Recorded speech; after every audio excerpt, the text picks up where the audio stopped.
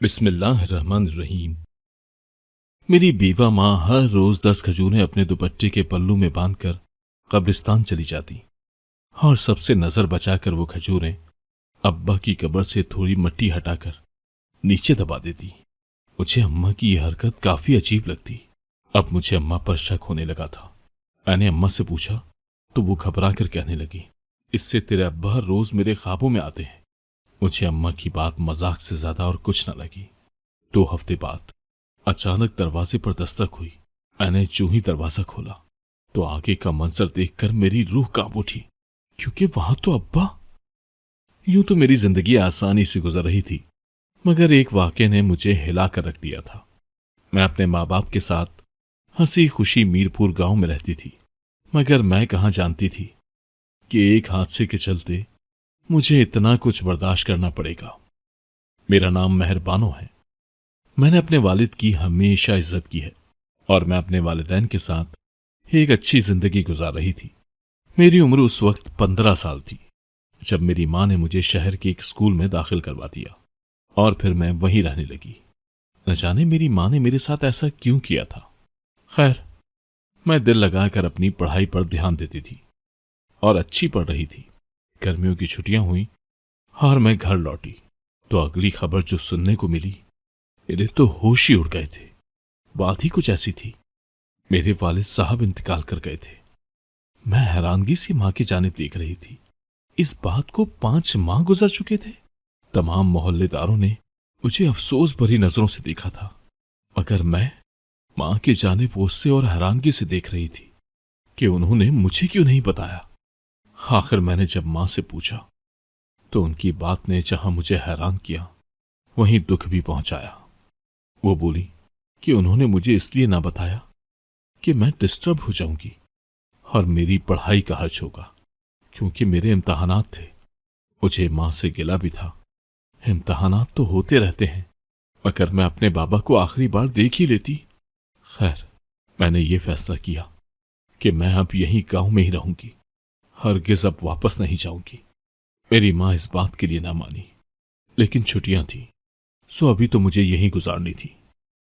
मैं घर में मां के साथ काम में हाथ बटा देती, मगर बात घर के खर्च की थी। इसी वजह से मजबूरी में मेरी मां ने गांव के एक अमीर घर में काम करना शुरू कर दिया था। मुझे बेहद अफसोस होता था। दिन गुजरते जा रहे थे, मगर मुझसे कुछ भी नहीं बन पड़ रहा था। एक दिन बहुत अजीब बात मेरे साथ गुजरी। मेरी बेवा मां उस रोज घर से काम करने निकली और शाम को काम के बाद घर वापस आ गई और फिर हम लोगों ने खाना वगैरह खाया। कुछ ही वक्त गुजरा था जब मेरी मां उठी और किचन में गई। मैं उनकी सारी कार्रवाई नोट कर रही थी। उन्होंने 10 खजूरें ली, क्योंकि हम दोनों के खाने के बाद यही बची थी। यूं भी इतने पैसे नहीं थे कि मुख्तलिफ ख्वाहिशात पूरी हो सके। उन्होंने गिनती की 10 खजूरें ली, उसे अपने पल्लू से बांधा और किचन से बाहर निकल आई। मैं उन्हें गौर से देख रही थी कि आखिर वो कर क्या रही हैं। अगर मुझे कुछ खास समझ ना आया। अम्मा घर से बाहर निकल गई। इस तजस्सुस में कि अम्मा कहाँ गई हैं और क्यों, मैं भी उनके पीछे ही चली गई। मेरी मां चल रही थी और फिर वो एक जगह रुक गई। मैं हैरत के मारे सामने कब्रिस्तान को देख रही थी। जहां वो रुक गई थी वो अंदर गई। मैं भी डरते डरते उनके पीछे गई। मां एक कब्र के पास बैठी, अपना पल्लू खोलकर वो 10 खजूरें उस कब्र की मिट्टी हटाकर दबा दी और कुछ पल वहां मजीद बैठी रही। मेरी समझ से बाहर था कि उन्होंने ऐसा क्यों किया। मैं परेशानी से उन्हें देख रही थी। जब मेरी मां पलटी तो मुझे देखकर घबरा गई। मैंने उनसे पूछा कि आखिर वो ये सब क्या कर रही हैं और क्यों। तो मेरी मां ने मुझे घर जाने को बोला। मैं परेशान होती उनके साथ चलने लगी, मगर दिल में जो सवाल था मैं उसका जवाब जल्द अज जल्द जानना चाहती थी। घर पहुंचते ही पहला सवाल मैंने फिर से वही किया था, जिस पर मां की बात ने मुझे हैरान कर दिया। वो बोली कि मुझे तेरे अब्बा की याद आती है। इस तरह जब मैं खजूरें दबा दूं तो वो मेरे ख्वाब में आते हैं। मैं हैरानगी चेहरे पर सजाए उन्हें देख रही थी कि ये क्या बेतुकी सी बात थी। मुझे अब इल्म हुआ था कि वो मेरे अब्बा की कब्र है। मां की बात को मैंने मजाक से ज्यादा कुछ ना समझा। और शायद यही मेरी भूल भी थी। हम लोग उस रात सो गए। अगली सुबह मामूल के मुताबिक मेरी माँ काम पर चली गई और मैं घर के काम में मसरूफ हो गई। जब दरवाजे पर दस्तक हुई, मैंने दरवाजा खोला तो सामने खड़े फकीर की जानिब देखकर मैं उसके लिए खैरात लेने अंदर जाने वाली थी, जब उसकी हरकत ने मुझे अजीब कश्मकश में डाल दिया था। उसने मेरी जानिब हाथ बढ़ाया और अपने हाथ में पकड़ा शॉपर मुझे देने लगा। मैंने नासमझी से उसे देखा तो वो जबरदस्ती ही मुझे शॉपर देकर वहां से चला गया। मैं हैरत में थी कि उसने ऐसा क्यों किया और उस शॉपर में आखिर ऐसा क्या है। मैं अंदर आ गई। मैंने घबराते हुए उस शॉपर को खोला तो जो ही अंदर नजर पड़ी, मैं हैरान रह गई कि वहां एक खूबसूरत जोड़ा था। मगर ये क्यों दिया था फकीर ने मुझे? मैं अपनी माँ के आने का इंतजार करने लगी और घर के कामों में मसरूफ हो गई। शाम को मेरी माँ घर आई और खाना खाते वक्त मैंने माँ को सारी बात बता दी कि यूं एक फकीर आया था और वो एक जोड़ा देकर गया है। मेरी माँ भी हैरान थी। फिर वो मुझे देखते हुए बोली कि मैं फिक्र ना करूं, शायद कोई मजाक कर रहा हो या फिर कोई गरीब समझकर दे गया हो। माँ की बात मुझे बेहद अजीब लगी। एक फकीर जिसके पास कुछ नहीं, वो हमें गरीब समझकर क्यों कुछ देने लगा?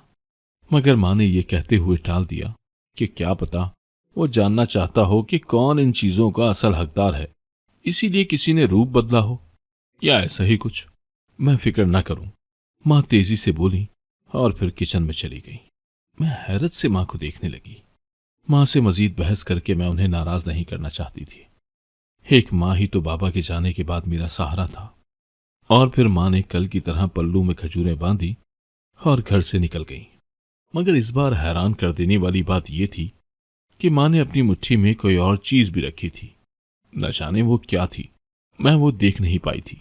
मगर मैं पिछली बार की तरह ही माँ के पीछे ही निकल गई कि शायद अब मुझे कुछ ना कुछ इस अजीब चीज के मुतालिक जानने को ही मिल जाए। लेकिन शायद किस्मत को कुछ और ही मंजूर था। माँ मेरे वालिद की कब्र पर गई और मट्टी हटाकर वहां खजूरें दबाई। कब्रिस्तान में तो वैसे भी खौफ आता था। मेरी माँ वहां कुछ देर बैठी रही और फिर पीछे मुड़कर जब मुझे देखा तो मुझे जो उन्होंने कहा वो मेरे लिए हकीकतन परेशान कुन था। वो बोली कि मैं यहां से चली जाऊं, वो मेरे वालिद की कब्र पर रहना चाहती हैं। उनकी बात सुनकर तो मुझे हैरत हुई थी। रात मजीद हो रही थी, ऐसे में अकेले उनका वहां रहना मुझे तो अजीब ही लगा था। मगर उनके बेहद इसरार पर मैं वापस चली गई। पीछे क्या हुआ इस बात को जानने का तजस्सुस भी मुझे था। मां जैसे ही वापस आई तो मैं भागकर उनके पास गई थी। उनकी आंखें नम थीं। मैंने पूछा तो वो बोली कि उन्हें याद आ रही थी अपने शौहर की। उस रात हम सो गए। रात के 12 बजे का वक्त था। हर तरफ अंधेरा छाया हुआ था। मैं अपने कमरे से बाहर निकली। दिल घबरा रहा था, सो सहन में चली आई। तमाम वाक़े को सोचती मैं अपने ही ख्यालों में गुम थी जब अचानक मुझे किसी चीज का एहसास हुआ था। मैंने इधर उधर देखा और ये देखकर मैं हैरान रह गई कि हमारे सहन में लगे दरख्त के पास कोई साया सा था। मैंने डरते हुए उस जानिब कदम बढ़ाया और जब अचानक मेरी चीख निकलते निकलते रुक गई। वहां से कुछ फासले पर बनी बैठक से मेरी मां निकलकर मेरे सामने आई थी। मैं हैरानगी से उन्हें देख रही थी। मैंने उनसे पूछा कि आखिर वो यहां क्या कर रही थी। मुझे देखकर वो घबरा सी गई थी। फिर वो बोली कि वो यूं ही टहलने के लिए आई थी। वैसे तो कोई बात नहीं है। मैंने भी हाँ में सर हिला दिया और वो अंदर अपने कमरे में चली गई। मैंने उस जानिब जाना चाहा तो माँ ने मुझे भी अंदर आने को बोला और मैं माँ के पास चली गई। मगर मेरा दिमाग अब उलझ चुका था। दिल में अजीब वसवसे आ रहे थे। मुझे दरअसल अपनी माँ पर शक होने लगा था कि कहीं वो कोई गलत काम तो नहीं कर रही। सुबह हुई तो मैंने माँ को बताया कि रात में मैंने क्या देखा था, जिस पर माँ ने यह कहते हुए मुझे टाल दिया कि बैठक की खिड़की खुली थी, इसीलिए तुमने मेरा ही साया देखा होगा। और वो अपने काम पर चली गई। पीछे मैं अपनी ही सोचों में मसरूफ हो चुकी थी। मैंने अपनी दोस्त के घर जाने का सोचा, जो हमारे मोहल्ले में ही मौजूद था। मैं घर का दरवाजा लगाती दोस्त के घर निकल गई। वहां मैंने उसे सारी बात बताई कि इस तरह मेरी माँ अजीब हरकत कर रही है। जिस पर मेरी दोस्त ने जो बात कही उसने मेरे अंदर मेरी माँ के मुतालिक शक भर दिया था। वो बोली कि कब्रिस्तान में रात के वक्त सिर्फ पहरे वाला होता है और कब्रिस्तान सुनसान होता है। कहीं कोई और ही चक्कर तो नहीं है। उसकी बात सुनकर मैं डर गई। इस तरह की बातों पर मेरा कुछ खास यकीन तो नहीं था कि वाकई में भूत प्रेत की बात होती है, मगर मैं जहां थी वहीं अटक कर रह गई थी। मुझे कुछ समझ नहीं आ रहा था कि मैं क्या करूं। खैर, मैं कुछ देर मजीद वहां बैठकर घर वापस लौट आई और रास्ते में मैंने जो देखा वो हैरान कुन था। वो यकीनन मेरी माँ ही थी। अगर इस वक्त तो उन्हें काम वालों के घर होना चाहिए था, फिर यहां कैसे? मेरे जहन में ख्याल आया कि क्या पता वो उन्हीं का कुछ सामान लेने आई हो। मैं इरादा करती उनके पास जाने लगी कि आखिर वजह जानी जाए, मगर माँ अब आगे को कदम बढ़ाने लगी थी।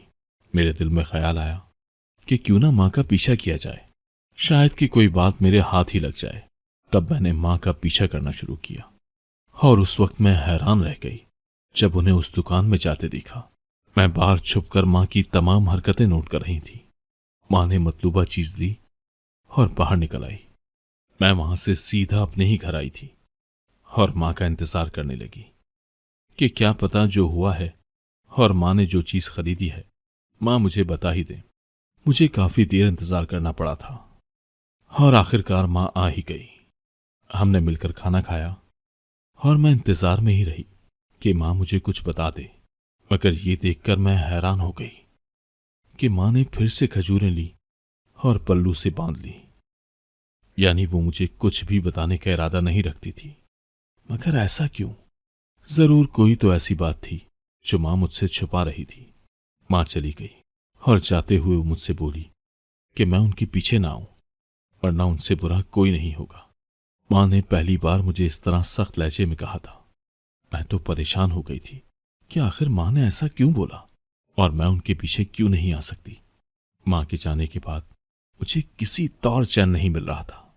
मेरा तजस्सुस बढ़ रहा था कि मैं उनके पीछे जाऊं और पता करूं कि आखिर बात क्या है, जिस पर मैं बगैर कुछ सोचे समझे माँ के पीछे कब्रिस्तान की जानिब चली गई। दिल भी घबरा रहा था, मगर मैं अपने तजस्सुस के हाथों मजबूर थी, सो चली गई। चूं ही अपने वालिद की कब्र पर पहुंची तो हैरान रह गई। वहां तो कोई मौजूद नहीं था। फिर माँ गई तो कहाँ गई? इसी सोच के साथ मैंने इधर उधर देखा और जब मैं पलटकर वापस जा रही थी तो कुछ आवाजें मेरे कानों से टकराईं।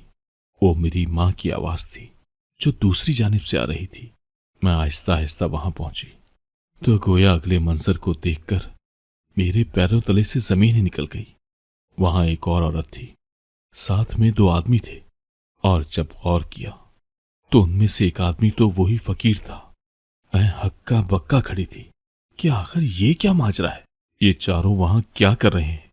वो तीनों वहां से चले गए तो माँ ने भी वापस आना शुरू किया। इससे पहले मैं फौरन पीछे को लपकी और अपने घर की राह ली थी।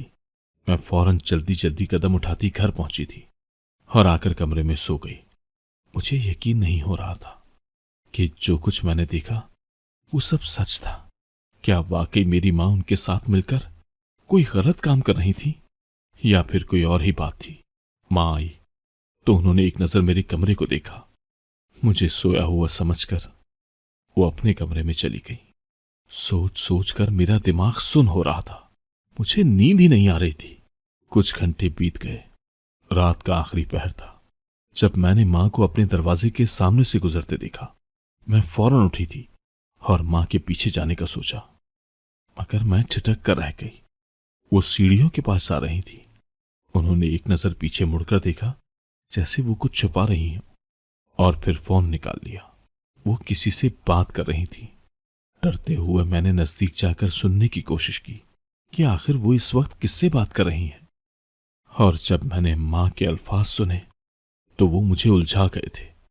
वो बोली कि हम चले जाएंगे, बस तुम कुछ गलत मत करना। उन्होंने शायद इतनी सी ही बात करनी थी। फिर फोन रख दिया। वो जैसे ही पलटी, मुझे देखकर वो घबरा गई थी। मैं अचानक उनके सामने आई थी। मैंने उनसे पूछा कि वो यहां क्या कर रही हैं और आखिर किससे बात कर रही थी। तब उन्होंने नजरें चुराते हुए मुझे जवाब दिया कि वो अपनी मालकन से कुछ बात कर रही थी। उनका फोन आया था कि मैं कल ना आऊं, वो कहीं जा रही हैं। इतना बोलते ही वो मेरी तरफ देखने लगी और पूछने लगी कि मैं यहां क्या कर रही हूं। जाकर अंदर सो जाओ, और वो खुद भी चली गई।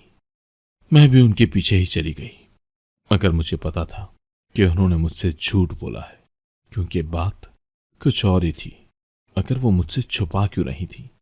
खैर, मेरी आंख लग गई और मैं सो गई। सुबह उठी तो अम्मा काम पर जाने को तैयार थी। मैं ताज्जुब भरी नजरों से उन्हें देख रही थी कि अभी कल ही तो आपने बोला था कि आप काम पर नहीं जाएंगी, और अब मेरे ख्याल से उनका झूठ पकड़ा गया था। वो यकीनन मुझे कुछ बता देती, पर मेरी सोच उलट हुई थी जब उन्होंने कहा सुबह ही उन्हें फोन आया है कि उनका प्रोग्राम कैंसिल हो गया, सो मैं आ जाऊं।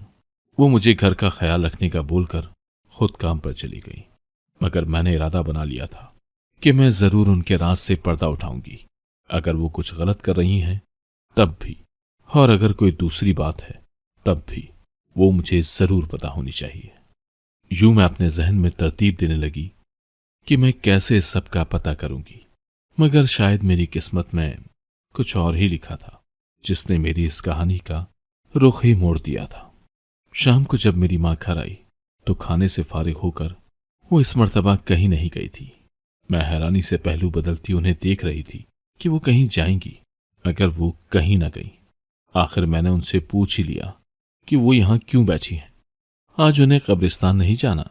तब उन्होंने कहा कि नहीं, बल्कि मैं तैयारी कर लूं, हम कल ही यहां से दूसरे शहर जा रहे हैं।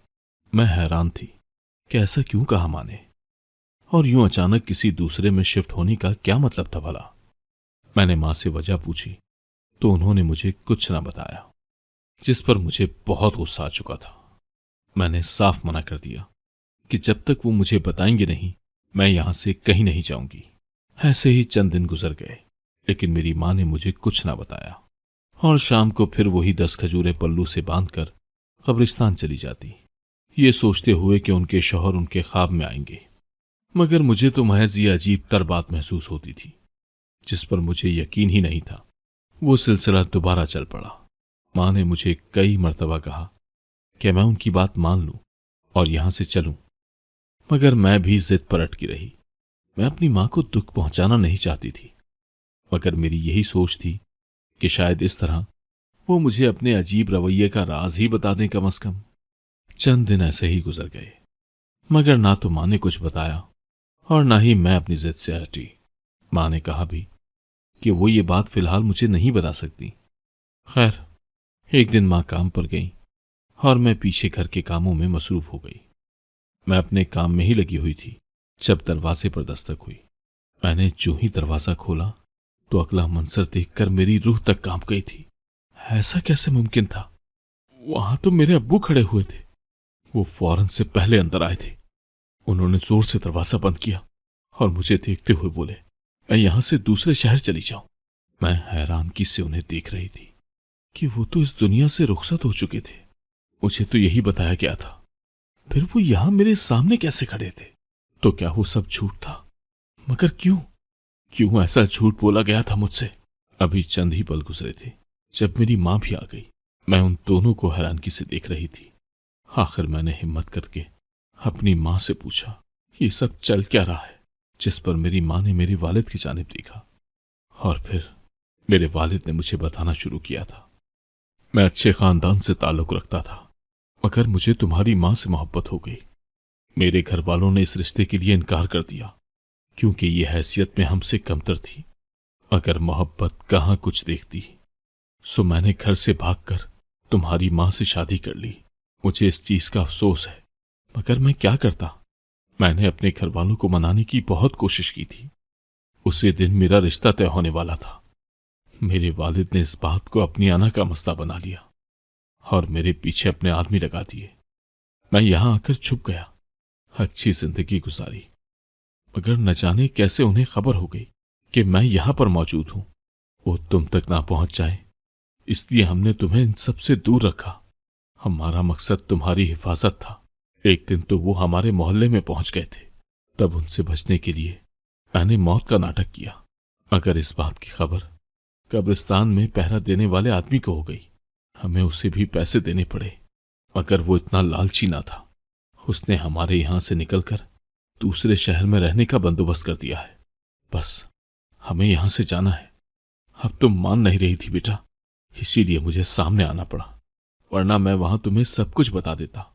वो फकीर के रूप में मैं ही आया था। तुम्हें देखने का दिल के यहाँ सो आ गया था।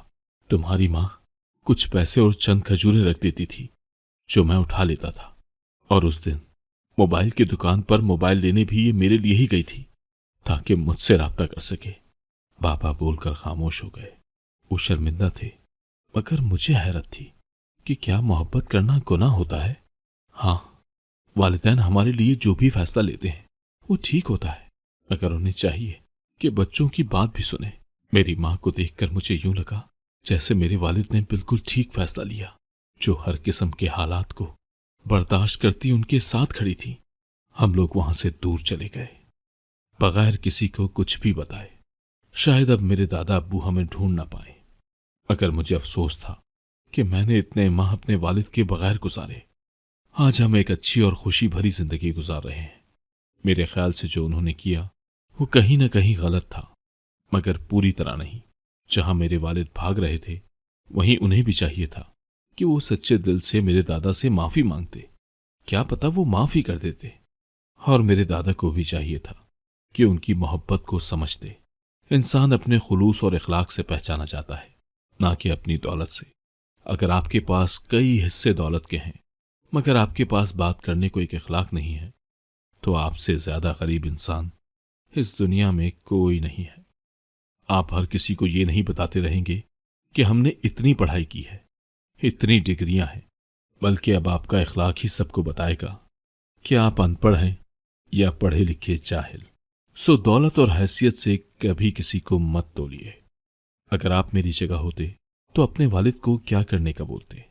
क्या उन्हें कहते कि वो दादा से माफी मांगे, या फिर यूं ही जहां सुकून से रह रहे हैं वहीं रह लें बगैर किसी परेशानी के?